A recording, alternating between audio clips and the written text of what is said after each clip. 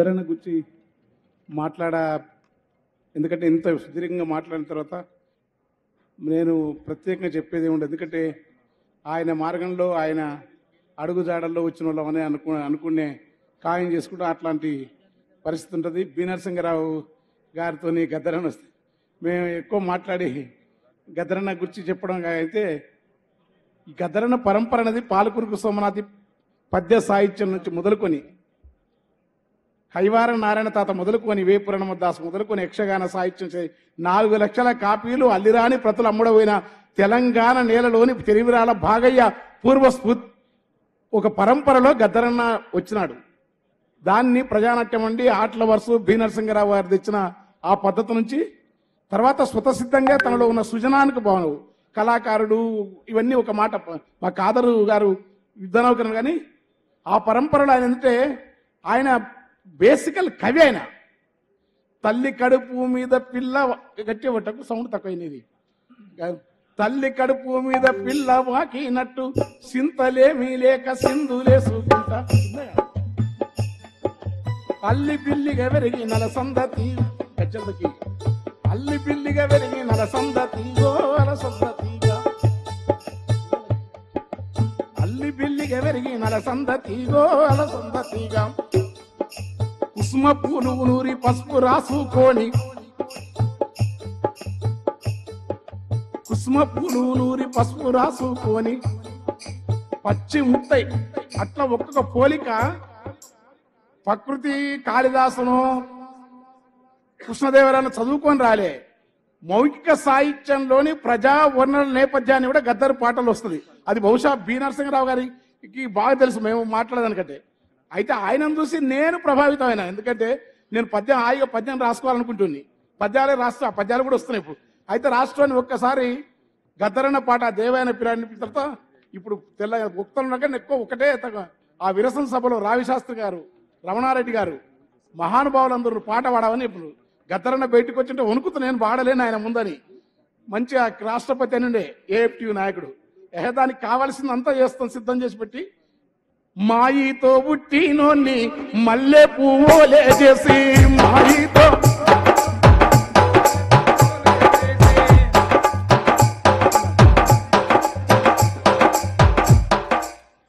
ముట్టు బట్టాల నుతికి మురికంతా ఎల్లాగడికి ముట్టు బట్టాల నుతికి జగదూర్చి దిగాదూర్చి దిష్టి పూసాలు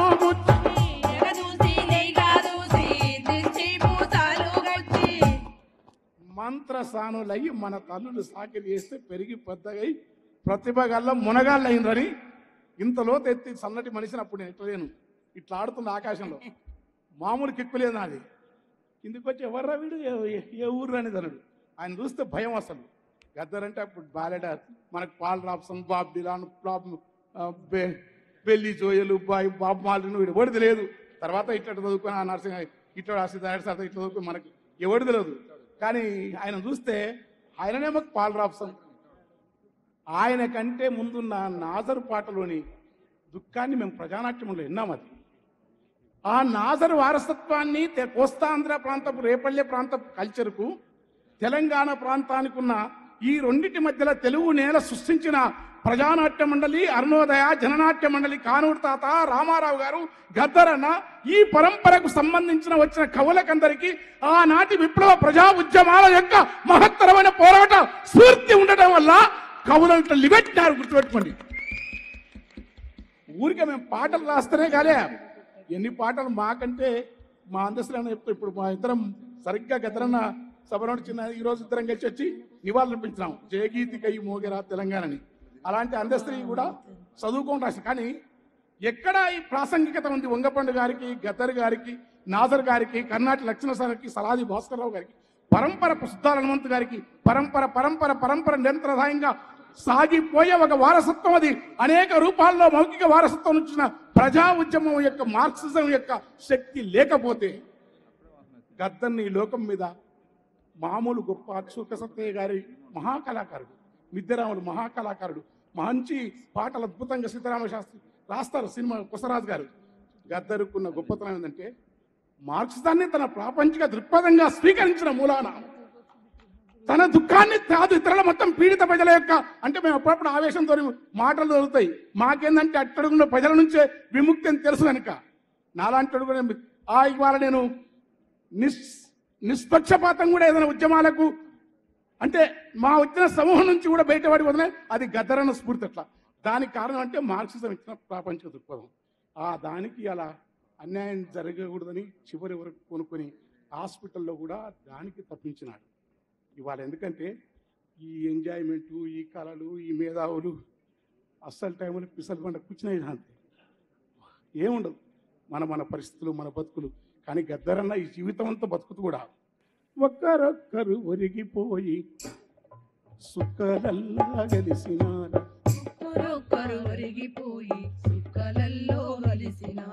సుక్కలల్లా కలిసి మీరు సూర్యులై మొలిసినారా,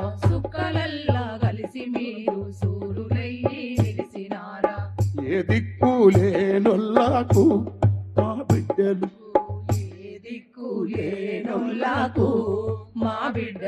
మీరు దిక్కు చూపే సుఖాలవుతారా మా యోధులు. వందనాలు వద్దురా వద్దురా కొడుక దురలతోని యుద్ధముచ్చని, నెత్తినోరు మొత్తుకొని ఎంత చెప్పిన ఇనకపోతివి, దండివాడవు మొండివాడు శమలు నిండిన గుండెవాడవు,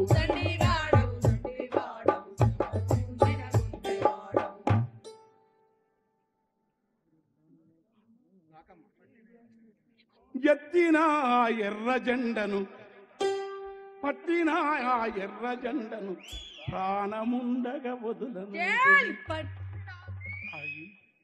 ఇది అన్నమాచార కీర్తన, త్యాగరాజమా, జస్రాజు టుమిరా, పరివిదా సుల్తాన్ గానమా, చీమకుర్తి నాగేశ్వరరావు అద్భుతమైన నానా కాదా అలాంటి అద్భుతం కలిగించింది. ఎందుకంటే దాంట్లో కవిత్వం ఉంది, భావుకత్వం ఉంది. కళా సాహిత్య సాంప్రదాయాలను బాగా తెలిసిన మహానుభావుడు గద్దరు. ఊరికనే రాయారు. ఆ అభినయం చూడు, అది వాళ్ళకి కథ అది కాదు, మంత్రంలో అంటాడు సరే. ఒక్కసారి నేను పరిచయం, ఎందుకంటే నాకు అంతకుముందే తెలుసు. మతాన అంబనవంబు జ్యోతిలకరంబుజ శారద చంద్రచంద్రిక ఆడంబర చారుమూర్తి ప్రకటస్ఫుట భూషణ రత్న దీపిక సుంబిత దిగ్విభాగ సుతసుప్త విముక్త నిజ ప్రభావ భావ అంబర వీరి విస్తృత విహారి మమ్మో కృపజోడవు భారతే. ఏం చదువు రాదు, ఏంద్ర అంబరవంబు జ్యోతులు తెలియదు. కానీ తెలంగాణ నెలకు యక్షగానం పరిచయం చేసినది. మేమందరూ అదే రాస్తారు చదువు, కానీ దాన్ని బ్రేక్ చేసిన గద్దరు. ఆ బ్రేక్ చేయడం అంటే నెత్తంత మాసింది రవికంత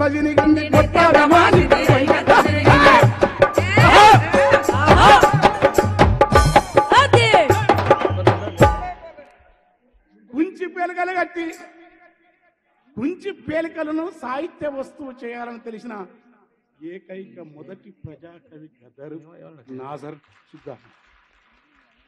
ఈయన దాన్ని ప్రపంచవ్యాప్తం చేసినాడు. కాలువై కన్నీరు గారా కండ్లపై 2 చేతులాడా అని మైక్రో లెవెల్ అబ్జర్వేషన్ శుద్ధాలను ఉంటుంది. ఎన్నాయి కాళ్ళ నిలుసుకపోదు పోరన్న కండ్ల చేతుల అని నాజరు కాళ్ళ నిలుసుకపోతుంట నిద్ర కళ్ళు శరీరాన్ని శరీరం కాళ్ళ నిలుసుకొని పోతానంత అలుపు మాకని చెప్పాడు నాజరు. ఏనాటిగా అలాంటి వారసత్వ పరంపరలో వంగపండు గారు గద్దరన్న వల్ల మేము పాటలు మేము తెల్లారి వరకు రాస్తాం. మాకు అదృష్టం. కానీ గద్దరన్న చదువుకొని అలంకార శాస్త్రం చదవకుండా అలంకారయుతంగా రాయగలిగిన మహా కవి బేరడారు, ప్రపంచ స్థాయి ఒక బాప్తి లాంటి గద్దరు. ఊరికే వదలకండి. చేమేంద్రుడు, కుంతకుడు, ఎవరిని చదవకుండా ఎట్లా రాసినాడు. అది జీవితం, బతుకు. ఆ బతకడం వల్లనే మహాత్ముడు. తర్వాత తాను వచ్చిన నేపథ్యం వాళ్ళకి చెప్తున్నాం. అందుకనే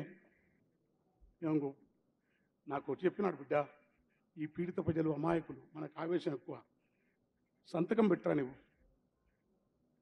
ఒరికల్ నేను గద్ద శివసాగర్ పెట్టినప్పుడు గ్రూపులు చేస్తే ఎవడు గుంజుక తినేది ఏమీ లేదు, కోడి పుంజులకు కత్తెర గట్టి కొట్లాట వెడుతారు గనక మేము పోతమ్మా మాదిగ పల్లెకు, మేము పోతమ్మా మాదిగ పల్లెకు. ఆ మాలాతనం నెత్తి చూపని మనువు గాని నెత్తి ఎత్తి చూపే మనువు కొడుకు నెత్తిన దాన్ని పోతామా